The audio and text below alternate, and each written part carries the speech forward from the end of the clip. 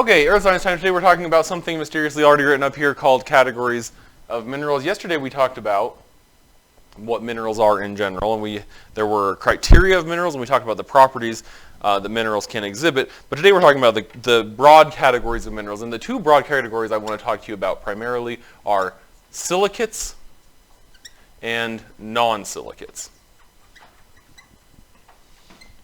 If you had to guess, what element is involved in the silicate group of minerals? Silicon. We call it silicon. Silicon is how you might say it if you were in Britain. Silicone is a whole different thing, which is a kind of plastic made with linked silicon atoms. But when you hear someone talking about silicone, as in like silicone caulk or silicone lubricant, those things are a plastic made of linked silicon. But the atom itself is called silicon, and the minerals that have that component are called silicates. But they all involve this silicate tetrahedron. Do you know about a tetrahedron? I brought my friend tetrahedron with me.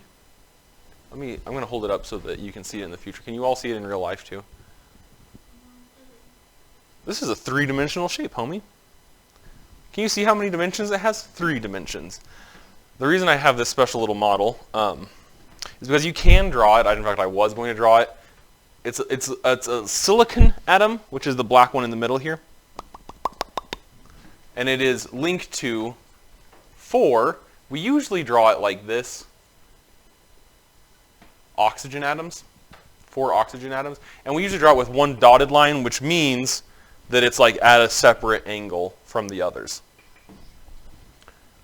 Sometimes you might even see it drawn with one fat line and one dotted line, and the fat line means kind of like these two are on the same plane. The fat one's kind of sticking out in front, and the dotted one is sticking out behind. But the bonds are all the same length and the same nature. They're all covalent bonds.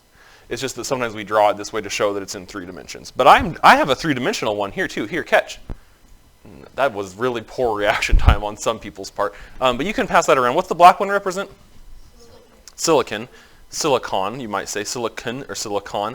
And then the red ones are oxygens. And then you'll notice there's extra little holes on the oxygens. You see that? Do you remember what the holes represent on a ball stick model like that?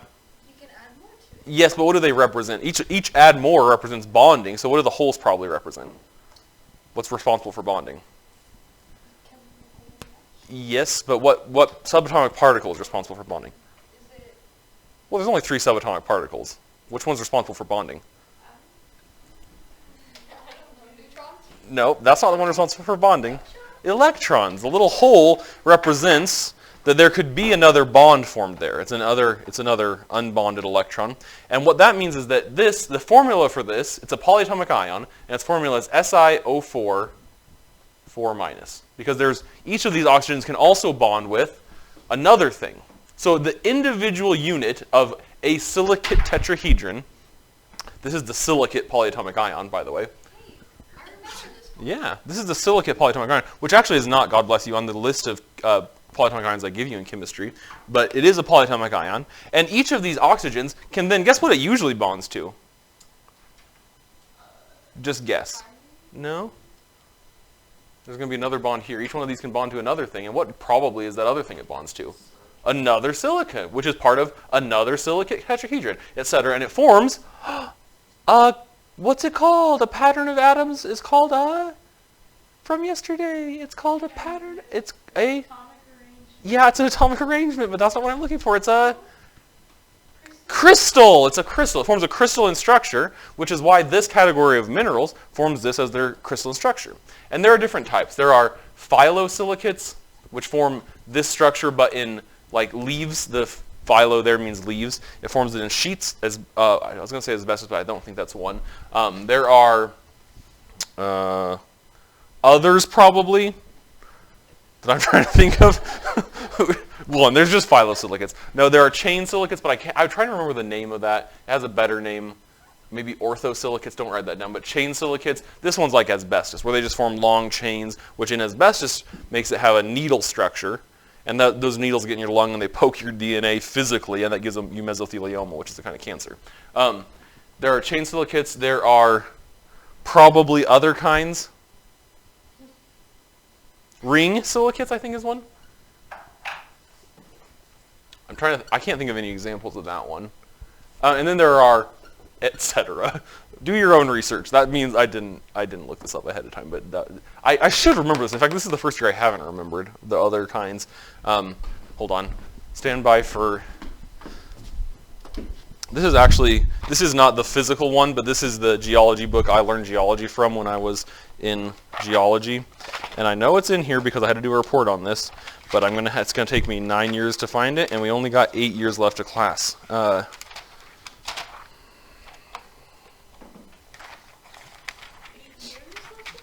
Yeah. It's gonna take me 9 years to find it, though.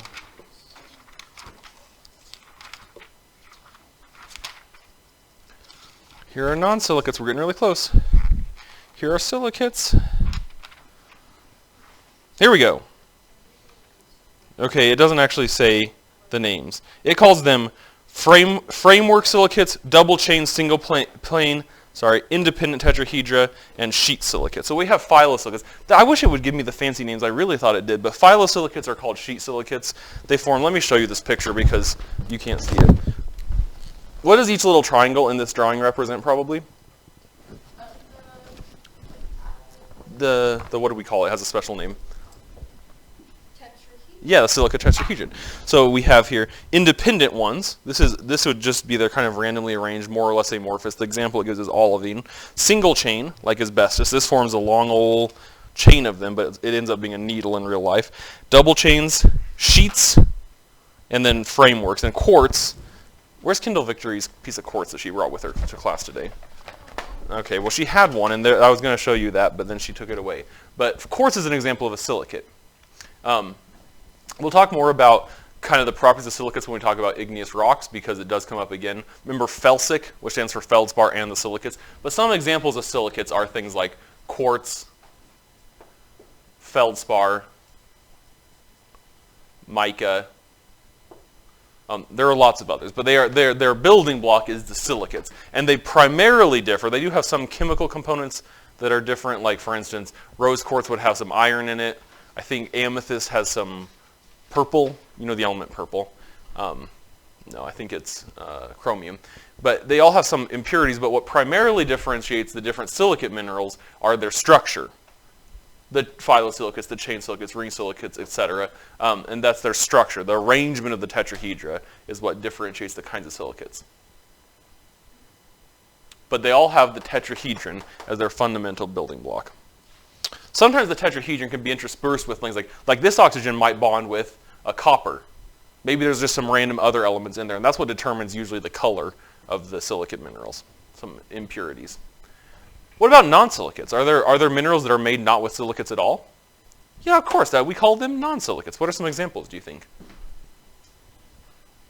Can you think of a mineral that doesn't have silicates in it?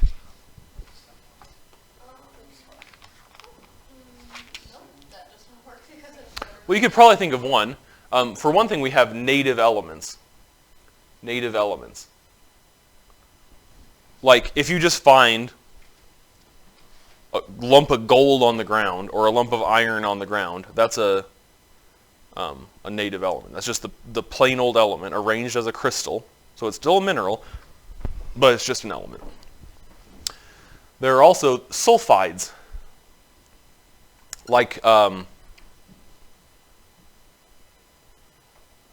can't I think of his name? Pyrite. Iron sulfide, iron 2 sulfide is pyrite. This is probably the most common one, at least on Earth's surface besides the silicates, are carbonates. Like limestone's not a mineral. Like calcite and aragonite that we talked about yesterday are carbonates. There are oxides, which are when there's usually a metallic element combined with oxygen. So like iron 2 oxide hematite is an oxide mineral. And then there are also halides. Can you guess what group of the periodic table is found in the halides? Say their name though. The gas? No. No. What is it called? Halogens. That's why it's called that. They're combined with the halogen. So like, I think it might be copper carbonate. I think copper chloride can be a form of what's called malachite, and that would be a halide mineral. Sodium chloride definitely is a halide mineral. Sodium chloride, halite, which is rock salt, is a halide mineral. Do you have questions about the kinds of, so the broad categories are silicates and non-silicates. And there are also categories of non-silicates, and there are also categories of silicates. Do you have any questions? Bye. Oh man.